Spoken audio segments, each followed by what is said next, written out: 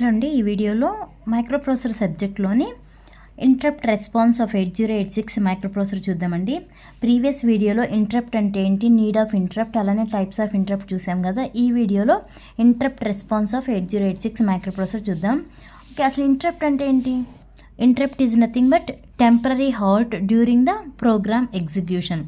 అంటే మనకు ఒక ప్రోగ్రామ్ అనేది ఎగ్జిక్యూట్ అవుతూ ఉండగా ఎప్పుడైతే ఇంటరప్ట్ అనేది అక్కర్ అవుతుందో అప్పుడు ఆ ప్రోగ్రామ్ ఎగ్జిక్యూషన్ ఏమవుతుంది, టెంపరరీగా ఆగిపోతుంది.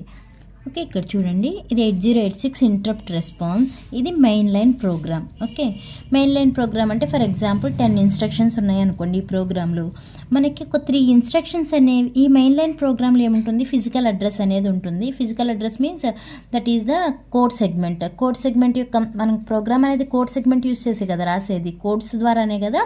ఆ కోడ్ సెగ్మెంట్ యొక్క ఆఫ్సెట్ అడ్రస్ ఏంటి, ఇన్స్ట్రక్షన్ పాయింటర్. ఇప్పుడు మనకి ఇక్కడ 10 ఇన్స్ట్రక్షన్స్ అంటున్నాం కదా, అంటే ఒక ఇన్స్ట్రక్షన్ అనేది ఎగ్జిక్యూట్ అవుతూ ఉండగానే నెక్స్ట్ ఇన్స్ట్రక్షన్ ఏంటో ఫెచ్ చేస్తుంది, అంతే కదా.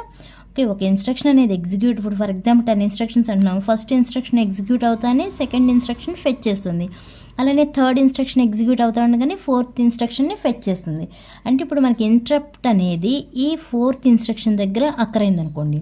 వన్ అన్ ఇంటరప్ట్ అక్కర్స్. ఓకే, ఇక్కడ మనకి 4th ఇన్స్ట్రక్షన్ దగ్గర ఇంటరప్ట్ అనేది అక్కరైతే ఈ కరెంట్ ఇన్స్ట్రక్షన్ అనేది ఎగ్జిక్యూట్ అవుతుంది. ఓకే, ప్రాసెసర్ అనేది ఈ కరెంట్ ఇన్స్ట్రక్షన్ ఎగ్జిక్యూట్ చేస్తుంది. ఎందుకని, ఇక్కడ మనకి ఇంటరప్ట్ అక్కరైంది కాబట్టి ఇది ఎగ్జిక్యూట్ అవుతూ ఉంది. బట్ నెక్స్ట్ వచ్చే ఇన్స్ట్రక్షన్ని ఫెచ్ చేస్తుంది, రీడ్ చేస్తుంది. అంటే ఈ కరెంట్ ఇన్స్ట్రక్షన్ ఎగ్జిక్యూట్ అయిపోతుంది, నెక్స్ట్ వచ్చే ఇన్స్ట్రక్షన్ అనేది ఆగిపోతుంది అనమాట. ఓకే, అలా ఆగినప్పుడు ప్రాసెసర్ ఏం చేస్తుంది అంటే ఈ ఇంటరప్ట్ని సర్వీస్కి ఇస్తుంది. దేనికంటే ఇంటరప్ట్ సర్వీస్ రొటీన్కి ఇస్తుంది. ఆ ఇంటరప్ట్ సర్వీస్ రొటీన్ అనేది ఒక సబ్ ప్రోగ్రామ్ అనమాట. ఆ సబ్ ప్రోగ్రామ్ ఎగ్జిక్యూట్ అయిన తర్వాత మళ్ళీ మనం ఎక్కడికి వచ్చేయాలి, మెయిన్ లైన్ ప్రోగ్రామ్కి వచ్చేస్తాం. మరి ఆ సబ్ రొటీన్ ప్రోగ్రామ్ అనేది అంటే ISR, interrupt service routine or sub program or interrupt handler అని కూడా అంటారండి. ఆ ఇంటరప్ట్ సర్వీస్ రొటీన్ ప్రోగ్రామ్ అనేది ఐఎస్ఆర్ అనేది ఎగ్జిక్యూట్ అవ్వకముందే ఈ మెయిన్ లైన్ ప్రోగ్రామ్ ఉంది కదా, ఈ మెయిన్ లైన్ ప్రోగ్రామ్ యొక్క స్టేటస్ని స్టోర్ చేయాలన్నమాట.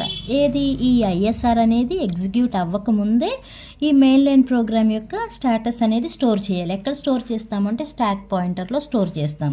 ఓకే, మరి ఈ మెయిన్ లైన్ ప్రోగ్రామ్ యొక్క స్టేటస్ ఏంటి అంటే మనకి ఇక్కడ ఎక్కడుంది, ఇప్పుడు కోడ్ సెగ్మెంట్ అంటున్నాం, అలానే ఆఫ్సెట్ అడ్రస్ ఏమో ఇన్స్ట్రక్షన్ పాయింటర్ అంటున్నాం కదా. ఆ కోడ్ సెగ్మెంట్, ఇన్స్ట్రక్షన్ పాయింటర్ వాటి యొక్క అడ్రస్లు ఉన్నాయి కదా. ఓకే, ఎందుకు ఆ అడ్రస్లు మనం స్టోర్ చేయాలి అంటే మళ్ళీ మనకి ఇంటరప్ట్ సర్వీస్ రొటీన్ అనేది ఎగ్జిక్యూట్ అయిన తర్వాత మళ్ళీ మెయిన్ లైన్ ప్రోగ్రామ్కి రావాలి. మెయిన్ లైన్ ప్రోగ్రామ్కి రావాలి అంటే మనం ఏ అడ్రస్ దగ్గర మనకి ప్రాసెస్ అనేది ఆగిపోయిందో తెలియాలి. కాబట్టి ఆ అడ్రస్ని అన్నిటినీ కూడా స్టాక్లోకి పుష్ చేస్తాం. ఓకే, ఇక్కడ చూడండి, పుష్ ఫ్లాగ్స్, ఇక్కడ ఏమేమి ఉంటాయి, ఫ్లాగ్స్ ఉన్నాయి. Next clear IF, clear TF ఉంది. అంటే ఐఎఫ్ అంటే ఇంటరప్ట్ ఫ్లాగ్, టీఎఫ్ అంటే ట్రాప్ ఫ్లాగ్. ఇవన్నీ సింగిల్ స్టెప్ ఎగ్జిక్యూషన్లో వాడతాం. బట్ ఇక్కడ మనం చేసేది సింగిల్ స్టెప్ ఎగ్జిక్యూషన్ కాదు కాబట్టి వాటిని క్లియర్ చేస్తాం. నెక్స్ట్ పుష్ సిఎస్ అంటే వాటి యొక్క అడ్రస్ని, కోడ్ సెగ్మెంట్ యొక్క అడ్రస్ని, అలానే ఆఫ్సెట్ అడ్రస్, ఇన్స్ట్రక్షన్ పాయింటర్, ఆ అడ్రస్ని కూడా స్టాక్లో స్టోర్ చేస్తాం. స్టాక్లో స్టోర్ చేసిన తర్వాత ఇక్కడ మనకి ఐఎస్ఆర్ ఉంది కదా, ఇంటరప్ట్ సర్వీస్ రొటీన్ అని. ఆ ఇంటరప్ట్ సర్వీస్ రొటీన్ అనే ప్రోగ్రామ్ అనేది ఎగ్జిక్యూట్ అయిన తర్వాత నెక్స్ట్ ఇప్పుడు ఏం చేయాలి, పాప్. ఓకే, ఆ రిజిస్టర్స్ అవన్నీ ఉన్నాయి కదా. పుష్ అంటే ప్లేస్ చేయడం, పాప్ అంటే మనం పుష్ అంటే ఎక్కడికి స్టోర్ చేసాము, స్టాక్ పాయింటర్లో స్టోర్ చేసాము. పాప్ రిజిస్టర్స్ అంటే ఆ స్టాక్లో ఏవైతే మనం ప్లేస్ చేసామో, ఏవైతే స్టోర్ చేసామో వాటిని బయటికి తీసుకొచ్చేదాన్ని పాప్ అంటాం.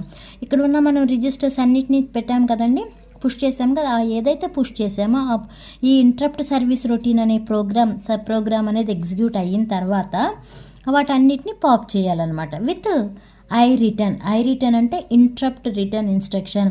కంపల్సరీ మనకి ఇంటరప్ట్ ఉంది అంటే ఆటోమేటిక్గా అక్కడ ఏముండాలి, interrupt service routine or interrupt handler ఉండాలి.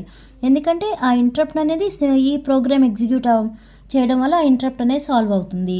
బయటికి తీసుకురావడం, పాప్ రిజిస్టర్స్ ఫ్రమ్ స్టాక్ పాయింటర్లో స్టోర్ చేసిన రిజిస్టర్స్ని బయటికి తీసుకొచ్చారు. దేని ద్వారా, విత్ ఐఆర్ఈటీ అంటే ఇంటరప్ట్ రిటర్న్ ఇన్స్ట్రక్షన్.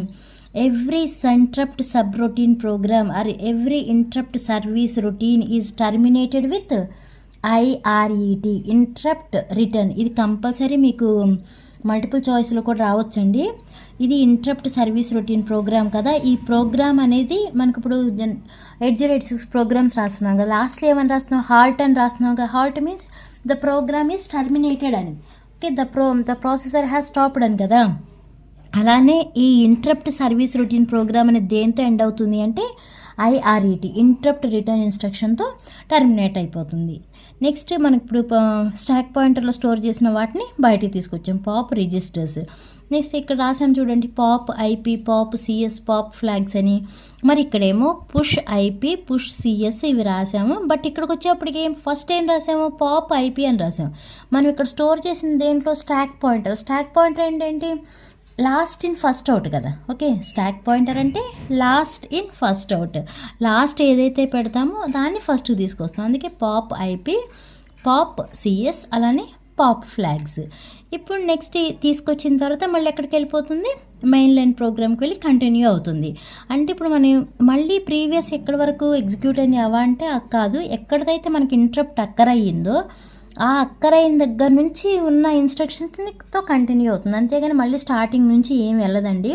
అంటే ఆ ఇంటరప్ట్ వస్తే ఇంటరప్ట్ అనేది ఇలా ఎగ్జిక్యూట్ అవుతుంది. ఆ ఇంటరప్ట్ అనేది ఈ సబ్ ప్రోగ్రామ్ని ఎగ్జిక్యూట్ చేయడం ద్వారా సాల్వ్ అవుతుంది. ఇదండి మీకు interrupt response of 8086 micro processor, important కూడా, ఓకే. ఈ వీడియో మీకు అర్థమైతే లైక్ చేయండి, షేర్ చేయండి, అలానే సబ్స్క్రైబ్ చేయండి. Thanks for watching.